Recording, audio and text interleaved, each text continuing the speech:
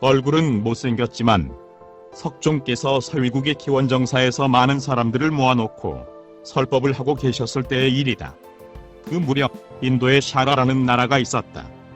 이 나라에 왕의 아이가 없었으므로 국왕은 대단히 슬퍼하여 하루는 왕비에게 이렇게 말했다. 네가 여신에게 빌어서 아이를 낳는 방법을 배워오면 이 집에서 나가라고는 하지 않겠다. 왕의 말을 듣고 왕비는 몹시 비탄에 잠겨 왕궁을 하직하고 높고 험한 산에 올라가 목숨을 끊으려고 깊은 골짜기에 몸을 던졌다. 이 불쌍한 왕비의 각오를 안 제석천은 왕비는 옛날 자기 누이로 태어난 적이 있었다. 대를 이을 왕자가 없으므로 그것을 고민하여 산골짜기에 몸을 던졌는데 어떻게라도 구해주지 않으면 안 되겠다. 라고 생각하여 골짜기에 내려가 왕비를 부축해 일으키고 하늘의 그릇에 진귀한 과일을 담아 이 과일을 잡수십시오. 이것은 천상의 묘약입니다. 반드시 아이를 낳을 수가 있습니다. 그리고 그 아이는 이 세상의 운자가 될 것입니다. 만일 왕이 의심하는 것 같거든 이 그릇을 내어 보이면 의심이 풀릴 것입니다. 이 그릇은 이 세상에 없는 천상의 묘기이니까요. 왕비는 제석천의 가르침에 하늘을 우러러보고 감사하면서 그 과일을 먹었다. 먹고서 둘러보니까 제석천은 이미 잊지 않았는데 몸에 무언가 이상이 있음을 느꼈다. 왕궁에 돌아와 자초지종을 왕에게 아뢰었다. 그리고는 왕과 더불어 신명의 도움을 기뻐했다. 얼마 후 달이 차서 포동포동 살찐 힘이 셀 것 같은 목동자를 낳았으나 그 얼굴은 세상에도 드물게 못생겼었다. 그러나 어려서부터 총명활달하고 지문은 마르지 않는 샘과 같이 흘러나오고 힘은 코끼리도 쓰러뜨리며 달리면 하늘에 나는 독수리라도 잡고 목소리는 사자의 울음과 같이 힘이 있었다. 그리하여 그 이름은 원근에 울려 퍼지고 모두 칭찬 안 하는 사람이 없었다. 왕은 이 사랑하는 아들을 위해 이웃나라 왕의 장녀인 월광공주를 맞이하여 비로 삼아주었다. 월광공주는 세상에 이름이 날린 절세의 미인으로 그 동생들 7공주도 언니에게 지지 않는 미인들이었다. 왕비는 월광공주가 태자가 못생긴 것을 보고 싫어하는 일이 있으면 안 되겠다고 공주를 속여서 이렇게 말했다. 이 나라의 풍속은 부부는 밝은 곳에서 마주보면 안 되는 것이다. 이것이 예의의 제일이므로 공주도 결코 이것을 깨뜨리면 안 된다. 태자는 공주의 방에 드나들어도 그 얼굴을 보이지 않았다. 공주의 본국에는 7개국의 적이 있었는데 전쟁이 그칠 날이 없고 이 나라의 사람들은 평온한 마음으로 나를 보낼 수가 없었다.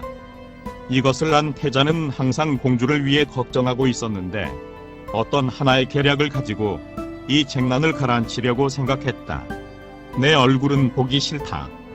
공주가 자기를 보면 싫어져서 자기 나라로 돌아가 버릴 것이다. 공주가 자기 나라로 돌아가려던 계략을 가지고 적국과의 싸움을 그만두게 하는 방법이 있다. 이렇게 생각한 왕자는 어머니인 왕비에게 말했다. 저는 한번 아름다운 공주를 보고자 합니다. 내 얼굴은 보기 싫다. 만일 공주가 너를 보면 그 아름다운 천녀와 같은 공주는 도망쳐 돌아갈 것이다. 라고 만류했으나 듣지 않고 새삼 감언하였으므로 왕비도 무리가 아닌 소원이므로 생각하여 그 원을 들어주었다. 공주에게 양을 보였을 때 왕자는 양치기라고 속이고 양치기 차림을 냈다. 어쩌면 이렇게도 못생긴 양치기일까요? 공주의 말을 듣고 왕비는 저것은 전부터의 양치기이다. 라고 꾸며대지 않을 수 없었다. 다음에 공주는 코끼리를 보았다. 그때에도 왕자는 공주 앞에 나타났다. 공주는 이 못난 양치기가 자기가 가는 곳마다 따라다니는데 만약에 이것이 소문에 들은 보기 싫은 남편인 왕자가 아닌가라고 부쩍 의심이 나서 견딜 수가 없었다. 그리하여 왕비에게 청했다. 저는 꼭 한번 제 남편의 모습을 보고 싶습니다. 왕비는 이것 큰일 났다고 생각했으나 어쩔 수 없어 삽시간에 왕자의 동생을 왕자로 꾸며 왕자의 신하를 이끌고 나가 위풍당당히 국내를 순행하게 하였다. 이것을 본 공주는 겨우 그 마음의 안도와 기쁨을 느꼈다. 한 번은 공주가 안뜰에서 놀고 있었다. 왕자는 한 그루의 큰 나무에 올라가 장난으로 나무 열매를 따서 공주에게 내어 던졌다. 그 친밀한 모습을 보고 공주는 이야말로 진짜 왕자임에 틀림없다고 생각하여 한밤에 왕자가 깊이 잠들어 있는 것을 엿보고는 불을 켜서 그 모습을 비추어 보았다. 왕자의 보기 싫은 모습은 사정없이 불빛 아래 드러났다. 눈앞에 보기 싫은 왕자의 모습을 본 그녀는 놀라움과 슬픔에 가슴이 찢어지는 듯하여 그날 밤으로 자기 나라로 도망쳐 가버렸다. 공주가 가버린 궁전은 벌집을 쑤신 듯 갑자기 소란스러웠다. 완비는 공주를 즉시로 되찾아오라고 강경히 말했다. 그러나 일찍부터 하나의 계획을 가지고 있던 왕자는 이를 제지하며 공주가 본국에 돌아간 것은 마침 천하 분쟁이 가라앉을 기틀이 될 것입니다. 저는 이제부터 그녀의 나라로 찾아가고자 합니다. 허락을 받고 왕자는 공주의 나라로 들어가 옹기장이로 되어 훌륭한 그릇을 제작해냈다. 주인은 이것을 국왕에게 바쳤으므로 국왕은 그 그릇을 제일 어린 공주에게 주었다. 그것이 자매들의 손을 거쳐 월광 공주의 손에 들어왔다. 월광 공주는 이것이 남편의 제작임을 알아차리고 이것을 연못 속에 내어던져 깨뜨려 버렸다. 왕자는 또 성내로 들어가 직조집에 고용되어 희대의 비단 한 필을 짰다. 주인은 그 묘기에 감복하여 이것을 국왕에게 바쳤다. 국왕은 기뻐하여 그것을 딸들에게 보였다. 월광 공주는 이것도 왕자가 짠 것임을 알고 거들떠보지도 않았다. 왕자는 그 다음에 대신에게 고용되어 조교사로 되었다. 그의 말은 살이 찌고 기운이 좋게 되었다. 너는 무엇이든지 잘하는 모양인데 그 중에서 장기는 무엇이냐? 라고 대신이 물었으므로 왕자는 이 기회에 공주에게 가까이 하고 왕에게도 접근하려고 생각하여 저는 요리가 장기입니다.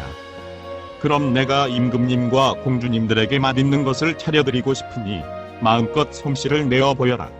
대신에 명을 받아 왕자는 찌개를 만들어 왕과 공주들에게 주고 일부러 찌개를 쏟아 몸에 뒤집어 썼으므로 일곱 공주는 깜짝 놀라 왕자를 돌아봤다.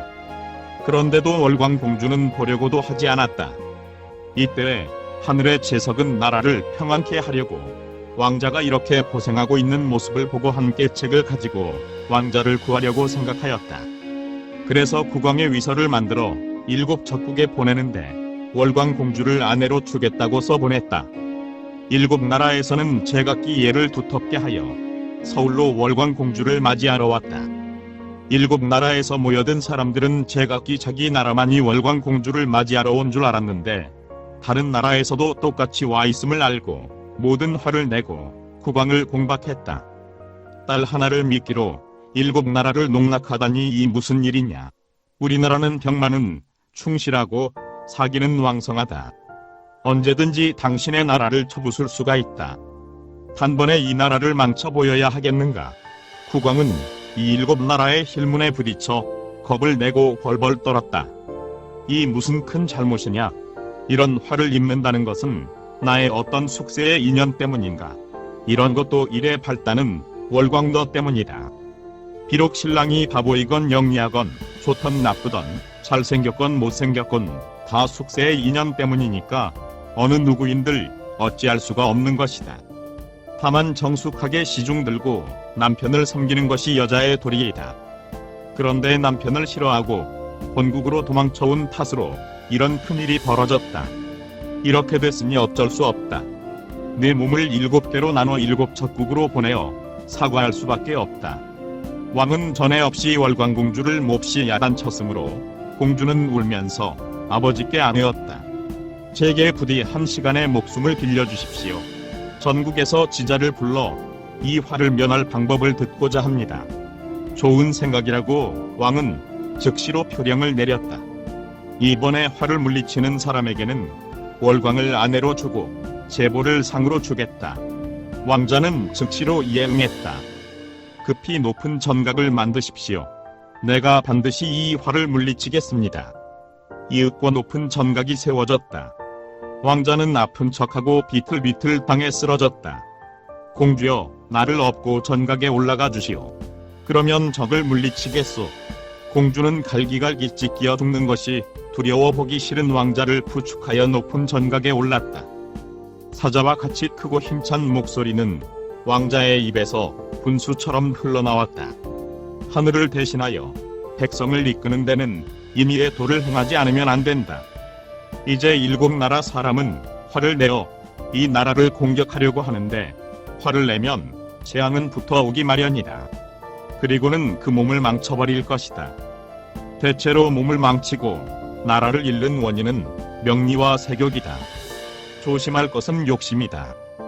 왕자가 설파하는 부처님의 가르침은 명령과 같이 강령하게 7나라 사람들에게 울려 퍼져 올바른 신념은 각자의 마음에 일깨워졌다.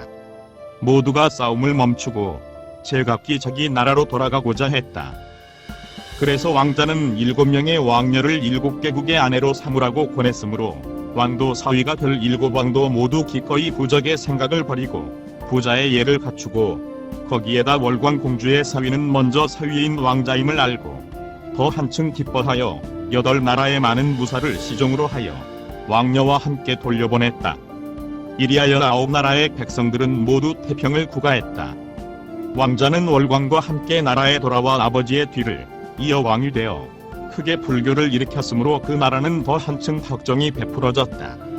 그리고 왕자의 병도 나아 지금까지 미웠던 얼굴은 새로 태어난 듯 예뻤다. 이렇게 두 사람의 운명이 이끌려간 것도 또한 숙세의 인연에서였다. 과거 어떤 때 왕자들 부부는 역시 부부로 태어나 같이 밭을 갈고 있었다. 아내는 점심 준비로 집에 돌아가 밥통을 들고 남편에게 오려고 할 때 도중에서 한 사람의 승을 만나 같이 산그늘에 들어가 좀 채로 나오지 않았다.